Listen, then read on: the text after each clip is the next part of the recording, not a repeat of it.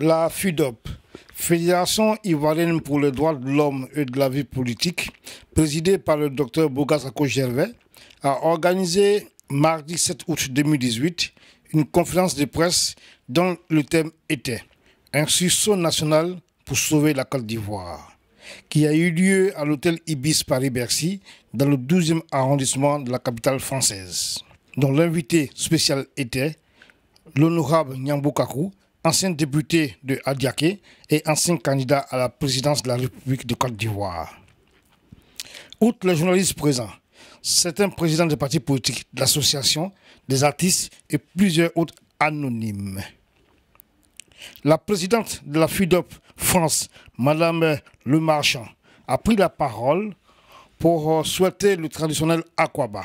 Ivoiriens, Ivoiriennes, chers amis de la Côte d'Ivoire, au nom de la FIDOP, je vous remercie infiniment d'avoir effectué si massivement le déplacement. Bien qu'aujourd'hui, 7 août 2018, soit une journée de travail en France, elle se trouve être spéciale pour la Côte d'Ivoire.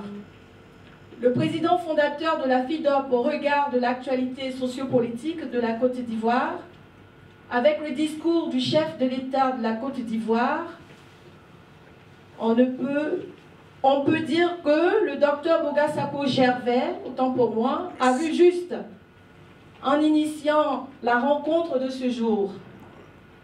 Je vous invite donc à suivre avec beaucoup d'intérêt les interventions du docteur Boga Sako Gervais, le président fondateur de la FIDOP, son invité spécial, l'honorable Nyambo Kakou, de tous les différents leaders politiques et responsables d'associations ici présents. Je vous souhaite bonne cérémonie, bonne fête d'indépendance, que Dieu bénisse la Côte d'Ivoire, pour que vive la Côte d'Ivoire. Je vous remercie. Elle avait... À sa suite, l'invité spécial, le député Nyambo Kakou, a pris la parole pour faire dans un premier temps la genèse de l'histoire de la Côte d'Ivoire depuis sa création jusqu'à aujourd'hui, a demandé la libération du président Laurent Gbagbo et de Charles Blé Goudé et a informé l'auditoire qu'il organisera, ou du moins qu'il entreprendra, une marche intitulée « Marche de la paix et de la réconciliation » qui partira de Bouaké à Abidjan. Je vous interpelle, membres du gouvernement de Côte d'Ivoire, afin que chacun de vous prenne des initiatives fortes pour la résolution de la paix, la liberté et la vraie réconciliation. Chers membres du gouvernement, en ce jour solennel de notre 58e anniversaire, je me mets à genoux devant la nation, le peuple.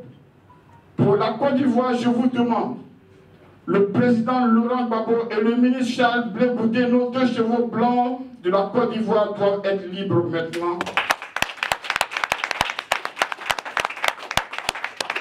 Ils doivent être libres maintenant et vivre dans leur pays comme Jean-Pierre Bemba a regagné le sien le mercredi 2 août.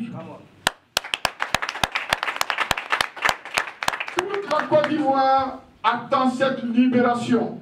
Soyez l'initiateur et le promoteur, car il n'est jamais trop tard de bien faire. Nous sommes tous Ivoiriens. Il y a assez de place pour tous. Je vous supplie de prendre dès maintenant toutes les initiatives possibles pouvant favoriser cette libération. Cette action sera un grand acte dont le peuple ivoirien saura apprécier. Un geste de décrispation est d'une grande portée politique à inscrire au crédit du gouvernement de la Côte d'Ivoire. J'implore également le gouvernement de la Côte d'Ivoire afin qu'il aménage les conditions nécessaires. Bien que vous ayez gracié 300 Ivoiriens vivant en exil, il faut aménager les conditions nécessaires pour que ces exilés puissent regagner la Côte d'Ivoire. Monsieur le Président, l'amnistie présidentielle doit être étendue aux 60 gendarmes. Nous nous rappelons que pendant la période 2002 à 2011, le gouvernement d'alors avait gracié tous les Ivoiriens, alors qu'il y avait eu 30 à 40 gendarmes qui avaient été tués à Bouaké. Donc, Monsieur le Président, nous comptons sur vous pour que les choses soient faites dans leur totalité. La Côte d'Ivoire doit être apaisée, le gouvernement et tous les Ivoiriens doivent mettre tout en œuvre dans ce sens en vue d'une action électorale et pacifique. Je devais parler de la CEI, mais effectivement la CEI fait l'objet de l'amnistie. Enfin, un aménagement de projet qui sera soumis à l'Assemblée nationale. La marche de Bouaké-Abidjan longue de 480 km est nécessaire pour cicatriser les deux Côtes d'Ivoire, dont les stigmates de la déchirure gangrène et fragilise chaque jour un peu plus le pays. Si nous avons entaché des pages de notre vie, la seule possibilité de sauver toutes les autres pages impose que nous acceptions dans notre diversité et que chacun prenne la place qui est la sienne autour de la table commune pour qu'ensemble, nous désignions le type de société que nous voulons. C'est plus qu'un impératif. Une vraie et sincère réconciliation s'impose à nous. Vous êtes PDCI, vous êtes FPI, vous êtes RDR, quel que soit votre parti politique, vous êtes sans parti politique, vous êtes musulmans, chrétiens, animistes, vous êtes amis de la Côte d'Ivoire, j'en appelle à vous tous. Soutenez-moi dans cette action. Vous, habitants des villes et villages que je vais traverser, donnez-moi à boire, à manger, accordez-moi votre hospitalité, mais surtout, priez pour moi. À sa suite, le docteur Boga Sako Gervais profitera de l'actualité politique en Côte d'Ivoire sur les grâces présidentielles dont a bénéficié l'ex-première dame, Mme Simone Eivey Gbagbo, Lida Kwasi, Aswa Adou et 800 autres personnes. Monsieur le chef de l'État a prononcé hier, le lundi 6 août, il a prononcé un discours. Voici les 5 points d'analyse que j'ai fait. Le premier point, c'est que le discours du 6 août de M. Ouattara aura été son premier et peut-être son dernier discours d'homme d'État. Je considère ce discours comme le seul en 10 ans, mais même pas le seul en 10 ans. C'est-à-dire depuis 1988, où le président Houphouët nous le révèle, jusqu'à aujourd'hui en 2018. Ça fait 30 ans que cette personnalité est au cœur de la situation sociopolitique de la Côte d'Ivoire. En 30 ans, c'est le seul discours d'homme d'État que je lui reconnaisse. Le seul. Le seul.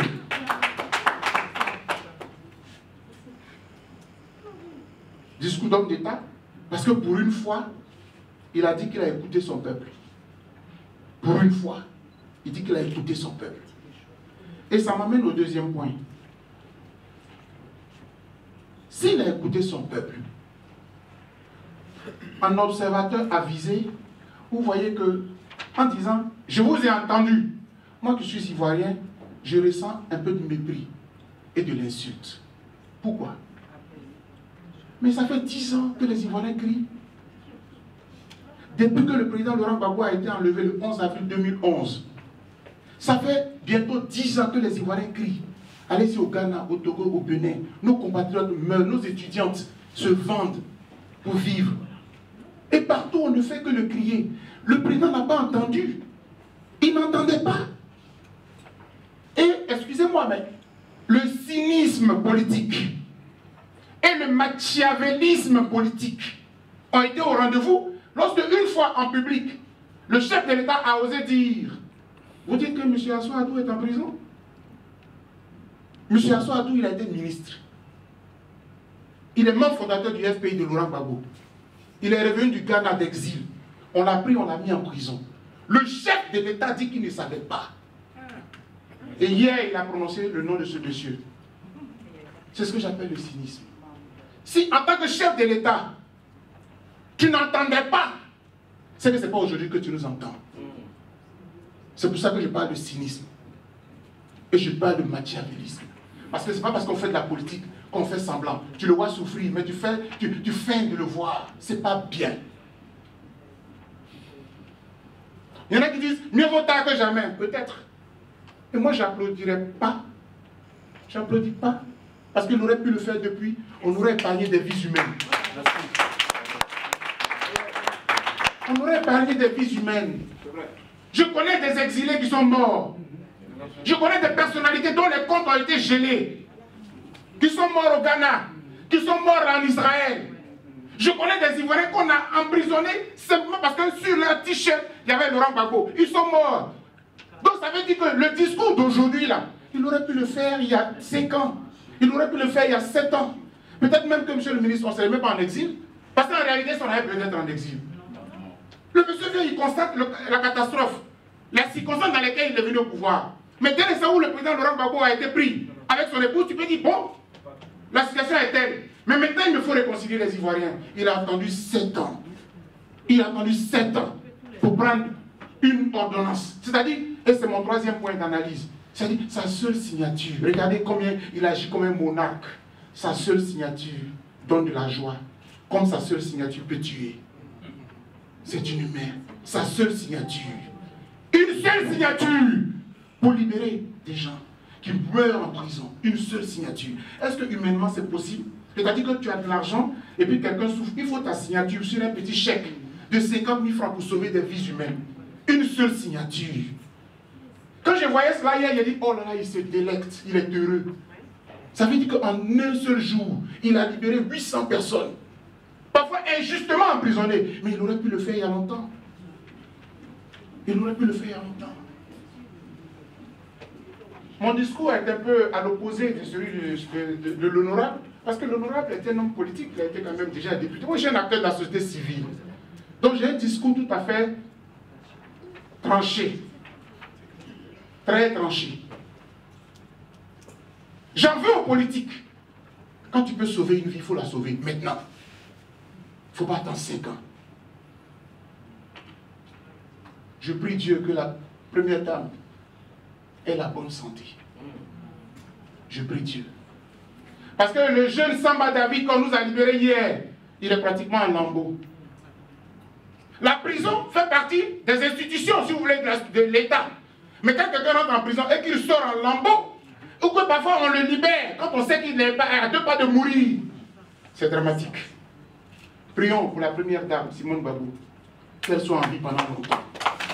Dans le 4e point, j'ai effleuré un peu, j'ai dit, mais pourquoi maintenant? Parce qu'il faut regarder un peu la situation. Ceux qui suivent l'actualité ivoirienne, est-ce que vous pensez que M. Ouattara le fait par générosité ou par magnanimsme? Non. Nous, on est dedans, on le sait. Nous, on est dedans, nous le savons. Ça fait 7 ans que nous battons le pavé à courir partout. Aller à La Haye. Là, bientôt, nous repartons encore à La Haye le 30 septembre pour aller sur le procès à la Cour pénale internationale. Pourquoi maintenant? Mais maintenant parce que M. Ouattara sait qu'il n'a plus le choix. Parce que c'est ça qu'il faut dire aussi aux gens. Quand ces partisans disent, ouh, le Prado, le grand chef. Non, le grand chef là, nous l'avons vaincu. Le grand chef là, la résistance l'a vaincu. Le grand chef là, les souverainistes l'ont vaincu. Nous l'avons vaincu. Et c'est pour cela que je voudrais dire à tous les Ivoiriens qui se sont dressés de prendre cette victoire-là comme la leur propre. Parce que quand hier, j'ai échangé avec des amis à Abidjan, c'était la joie de dire félicitations à nous tous. Parce que ceux qui ont péri, ils sont morts dans le combat, mais nous avons tenu. Parce que nous, on ne baissera jamais la culotte devant qui que ce soit. Jamais. Et d'ailleurs, en venant en exil, c'était un défi. Braver la souffrance, abandonner notre carrière universitaire, abandonner nos familles. Mais pourquoi? Parce qu'il y a eu une injustice internationale contre notre nation. On ne peut pas l'accepter. J'ai écrit 5 livres sur la crise de mon pays. Parce que si on ne se levait pas, demain ils allaient tronquer l'histoire de notre pays. Pour dire que M. Laurent Gbagbo était un dictateur, un criminel. Moi je suis ivoirien, je ne suis pas FPI, je ne suis pas de son ethnie, mais j'aime la justice. Si ce monsieur est à La Haye, M. Ouattara aurait dû être à La Haye. Voilà. médias du monde entier.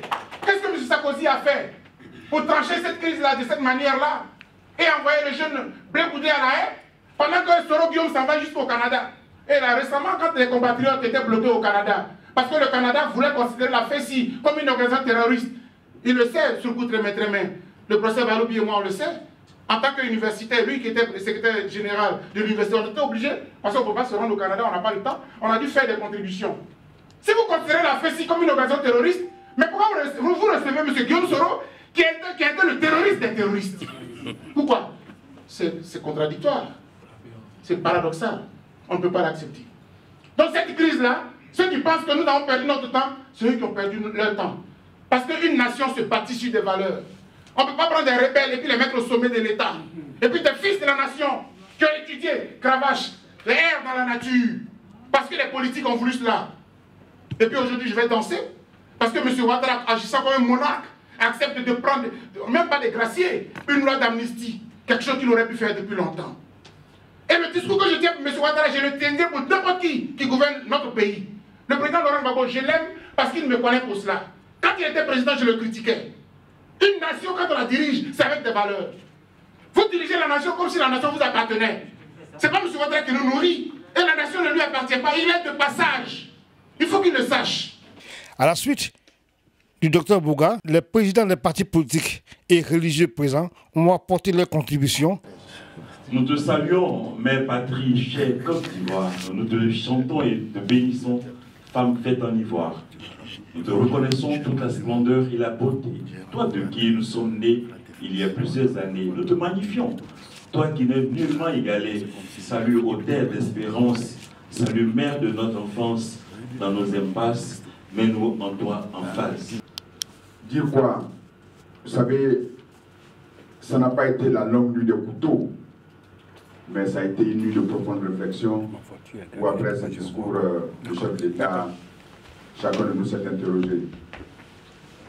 Ça a été aussi une longue nuit, et une difficile nuit pour les extrémistes de son camp. Je me demande comment certains d'entre eux ont pu dormir cette nuit.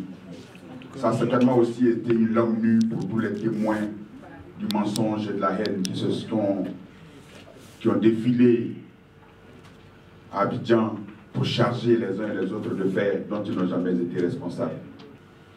C'est vrai que je ne voudrais pas bouder, contrairement aux autres, le plaisir de la liberté retrouvée de nos amis emprisonnés injustement depuis de nombreuses années.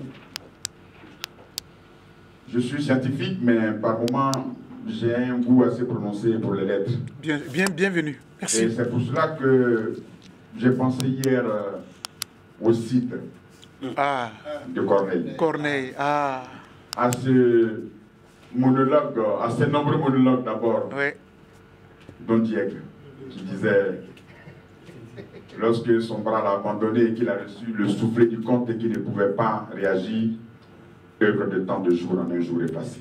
Et comment? Je dirais ici aujourd'hui, haine de tant d'années en un jour effaçable. Si la haine peut disparaître, je ne peux que m'en réjouir, je ne vous dirai pas mon plaisir, et je dirais donc que la Côte d'Ivoire dont nous avons rêvé, qui est une Côte d'Ivoire rassemblée, doit se construire. Bien sûr, les explications que vous avez données tiennent la route et elles sont tout à fait justifiées. Mais pour notre part, Laurent Gbagbo étant notre référent politique, lorsque nous avons fini de dire tout ça, nous disons que la refondation dont il avait parlé, c'est peut-être maintenant que cette heure de cette refondation a véritablement sonné. Et qu'en grand précurseur, il avait déjà annoncé, disons, ce programme et ce projet. Vous savez, en tant que responsable politique, c'est avec beaucoup d'intérêt que j'ai écouté le discours du chef de l'État hier. Mais l'homme est en difficulté, l'homme est affaibli d'avoir été lâché par ceux qui le soutenaient et d'avoir été lâché par le PDCRDA. C'est ça. Et aujourd'hui, tout seul, c'est le moment que nous engageons le débat, le combat de la réformation de la CEI.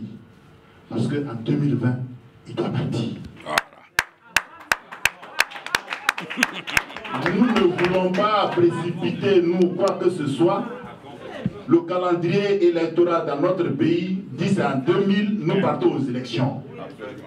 On veut le battre dans les urnes pour que notre victorieux, celui qui sera choisi pour diriger la Côte d'Ivoire nouvelle, soit un homme légitime, démocratiquement élu. Merci.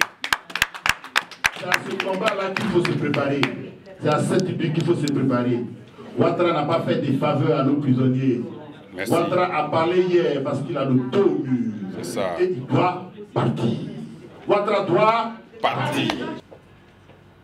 On est à la fin d'un rapport de force. Ouais. Il faut qu'on en ait conscience. Parce que lorsque vous avez un problème politique et que vous n'établissez pas de rapport de force, eh bien vous n'avez pas de résultat, et le résultat, vous l'avez vu hier. Ouais. Tout a été déjà dit, donc je ne reviendrai pas là-dessus. Mais je voudrais simplement mettre les Ivoiriens en garde. Il ne faut pas qu'on cède au syndrome de Stockholm. Il ne faut pas qu'on cède au syndrome de Stockholm.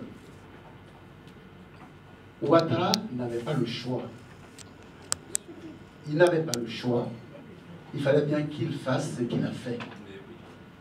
Et même, je trouve que c'est, quelqu'un l'a dit ici, je trouve qu'il n'est pas allé jusqu'au bout de ce qu'il doit faire, mais on va l'aider.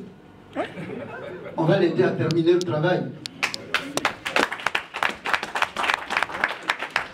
Il va terminer le travail, même s'il ne le veut pas.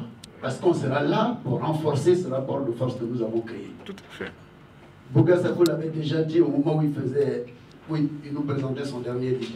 C'est ça. Nous avons gagné la bataille. Mais ça s'est concrétisé hier.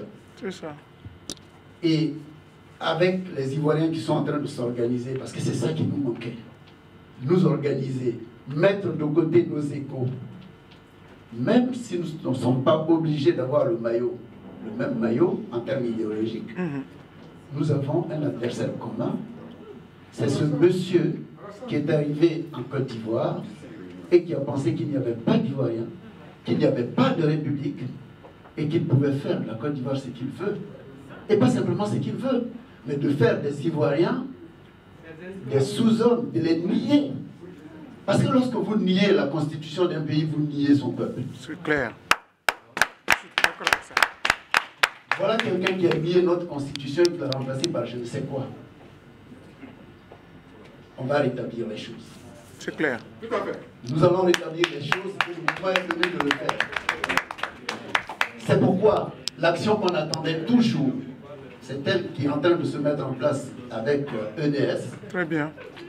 Parce que sans action, on peut pratiquer la politique du bavardage. Et puis on se sépare et on dort. Mais rien ne se fait sur le terrain. Le président Stéphane Tchibré m'a chargé de 2 messages et qui sont appuyés par la conclusion du docteur Bogar. Dans sa chute, il s'est posé la question, pourquoi maintenant? Et pour répondre au pourquoi maintenant, il a dit, continuons la pression. Sur cette conclusion, le président Tchibré me dit, Étienne, tu arrives dans le pourquoi maintenant, salue les actions de la diaspora. Je voudrais, au nom du président Tchibré, saluer toute la diaspora. Si nous aboutissons à cette amnistie, nous qui avons fait la prison, nous savons ce que c'est, que cette souffrance que nous avons traversée. C'est vrai, le temps que nous avons est très court. Non. Quand tu as fait la prison et qu'à ta sortie de prison, on te recherche encore, comme le ministre Assou Adou qui était en exil, à l'appel de cette même personne est rentrée au pays et qui a été attrapée et mis en prison. Moi aussi j'étais en prison. Lorsque je suis sorti, on m'a dit tu sors, tu t'étais. Quand je suis sorti devant la MACA, j'ai commencé la conférence. Avant 2 mois, il y avait encore un mandat d'arrêt qui m'attendait. Je me suis retrouvé en exil. Quand vous entendez cela, et que à la suite du docteur Boga, le président demande qu'on salue la diaspora, c'est de tout cœur que nous devons saluer toutes les actions que vous avez menées dans la neige, sous la tempête, dans le froid, en allant à la haine, en allant marcher partout, le président Stéphane Tibré voudrait vraiment vous dire merci. La deuxième chose, le docteur Boga a dit aussi, nous devons continuer. Parce que le discours est inachevé. Nous devons pousser M. Ouattara à achever. Aussi, il ne peut pas achever, ce qui doit arriver là, nous devons pousser pour que cela arrive le plus rapidement possible. Et pour terminer le matin, avant de venir ici, lorsque j'ai ouvert mon téléphone, j'ai lu un message. Le message dit, elle a 68 ans, 58 ans, et elle vit encore sous la tutelle parentale. Il serait temps de te lever et d'aller te prendre un studio, la Côte d'Ivoire.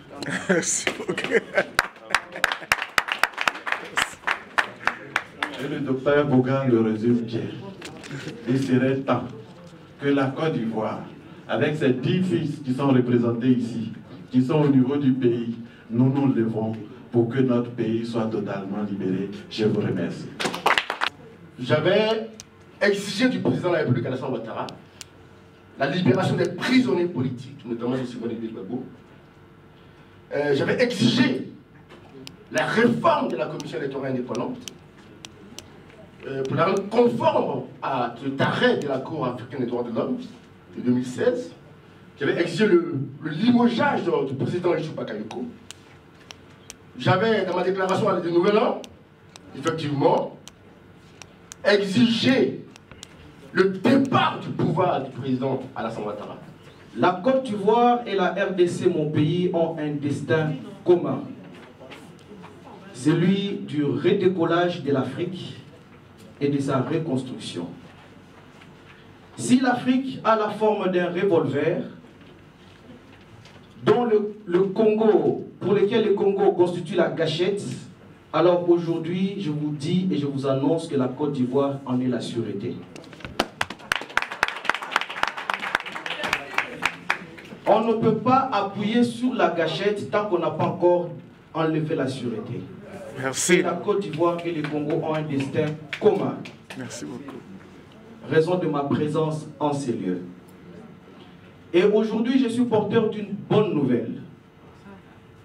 Au-delà de toute considération humaine, il y a aussi une réalité divine qui consiste à ce que chaque Messie doit être précédé d'un Jean-Baptiste. Voilà pourquoi je vous annonce que le président Laurent Gbagbo a été précédé par son Jean-Baptiste qui est le sénateur de Sénégal.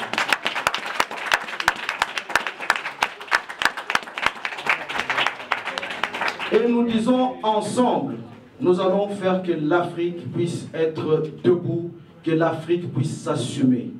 Nous disons aujourd'hui non à tout l'impérialisme, sous toutes ses formes, qui continue à nous imposer des chefs de l'État, qui continue à nous imposer les monnaies, qui continue à nous imposer même des lois morales, telles que le mariage pour tous, qui continue à nous imposer même les langues nationales. Pourtant, nous avons nos langues africaines, les Haoussa, le Fulfulde, les Swahili, que nous pouvons faire prévaloir pour que nous puissions nous reconnaître au-delà de notre identité nationale et africaine. Et nous disons que l'Afrique peut réussir ensemble si nous marchons la main dans la main. Et aujourd'hui, j'en appelle à tout le pays africain à pouvoir converger dans ce sens et de pouvoir réclamer notre indépendance. Et cela doit passer par l'unité et les actions communes, j'ai dit, et je vous remercie. Moi, je ne peux pas être heureux et remercier Ouattara, sincèrement. Parce que c'est comme un voleur qui rentre dans votre maison, il prend des bijoux de votre femme, il prend tout votre argent, vous mettez une alarme, ben le voleur, le gardien qui est là, il frappe le gardien, il s'en va, et vous mettez des alertes, la police et la gendarmerie, et la police et la gendarmerie se mettent à la trousse, et après 20 km ou 30 km, et ils rattrapent le volet, ils viennent avec le volet chez vous, et puis vous dites au volet, merci beaucoup de m'avoir remis mes bijoux. Ça c'est quoi? Non, on ne peut pas dire au volet, merci de m'avoir donné les bijoux. C'est à qui nous devons dire merci? C'est aux policiers, c'est vous, c'est Cassie, c'est le policier. C'est toi, Pascal, le policier. C'est toi, Étienne, et c'est moi, c'est vous. C'est nous qui sommes les policiers. Et c'est à cause de nous qu'il a fait cela. Et comme le docteur Boga Sako le disait, et on devait retenir cela. L'Union européenne qui était avec nous aujourd'hui, il a laissé. Et il voit dans son propre camp, avec les soroïstes, il n'est plus d'accord avec Soro, il n'est plus d'accord avec le PDCI. Mon seul message ici, c'est qu'on a grandi encore nos bras pour recevoir encore les hommes du PDCI. Tous ceux qui veulent que Ouattara parte, nous devons les accepter et Ouattara doit partir d'abord et après on verra. À la suite des interventions des hommes politiques et associatifs présents, l'honneur est revenu aux journalistes de poser des questions aux conférenciers. Sans faux fuyant, le docteur Boga Sako et l'honorable Nyambo Kakou ont répondu à toutes les questions et préoccupations des journalistes. Event News TV, votre média au cœur de l'info et au cœur de l'événement, était présent à cette conférence. Aujourd'hui, je vais répondre aux questions, non pas de façon ramassée, mais je suis obligé de les résumer. Bon, monsieur le député, je voudrais revenir sur vos propos. Vous savez, nous sommes une grande nation et dans un grand pays, il y a plusieurs voies. Quand nous avons un problème national, chacun pense une voie de solution. Personne, si on avait une solution, on n'aurait pas fait 7 ans de lutte contre M. Ouattara. Mais chaque fils de la Côte d'Ivoire prend une option, il évoque une solution et puis il essaie. Je disais souvent à des amis, nul n'a le monopole de la solution de la crise ivoirienne. Sinon, nous ne serions à côté derrière cette personne-là et puis on l'aurait suivi. Par contre, et ça je commence à répondre aux questions, il y a une voie contre laquelle je me lèverai toujours en tant que militant des droits de l'homme. Vous savez, cela fait 7 ans quand même que je parcours l'Europe et les États-Unis.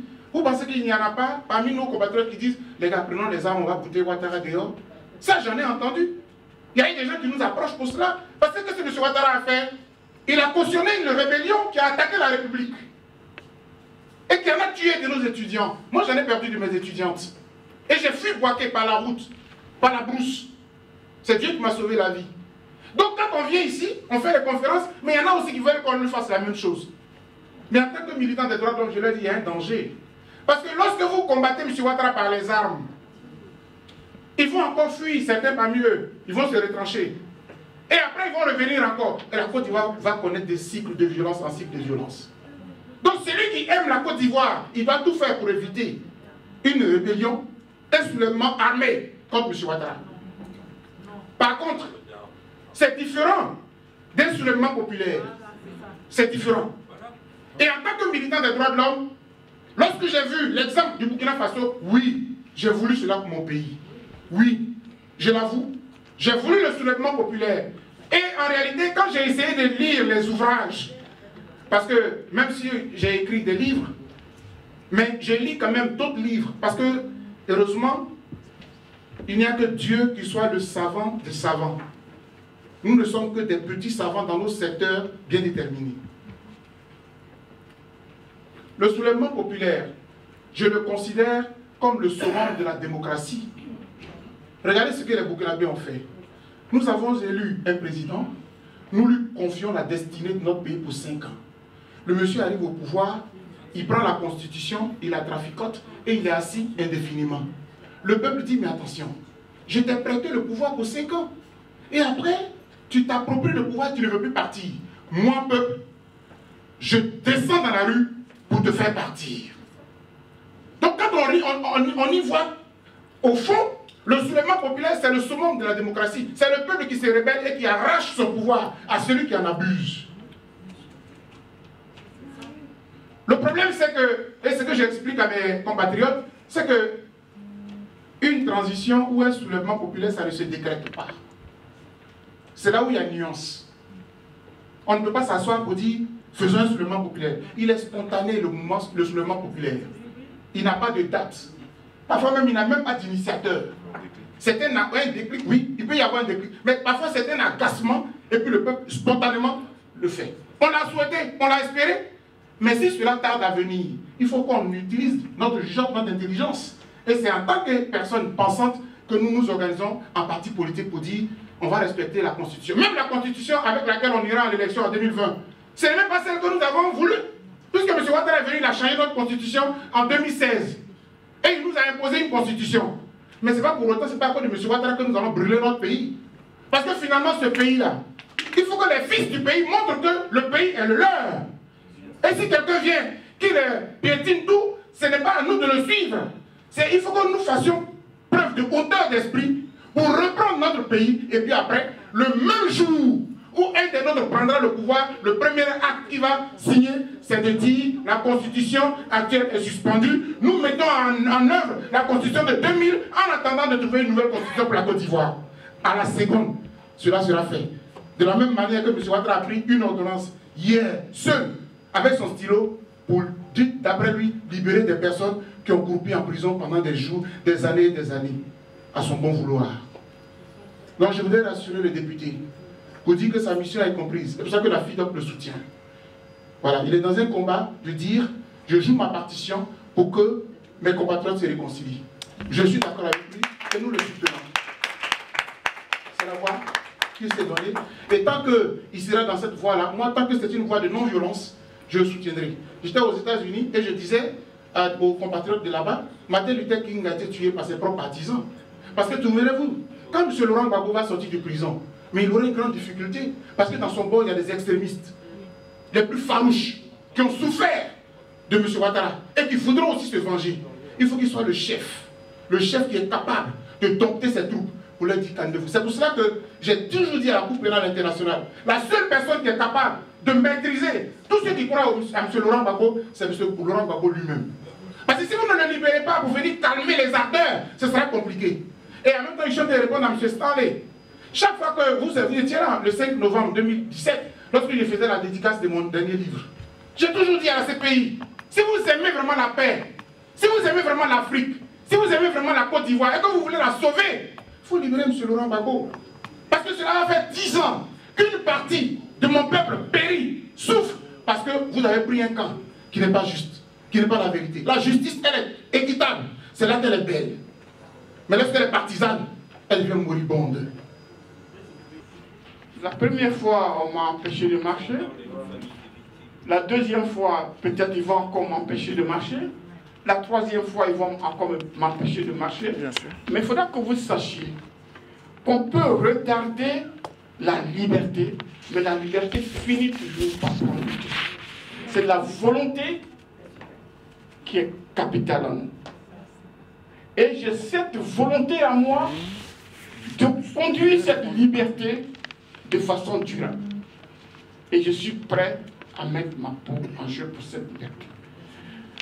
J'ai aussi souffert en tant que député. J'ai été ostracisé partout. Mais j'ai une ligne directrice. La paix et la liberté doivent être notre moteur commun.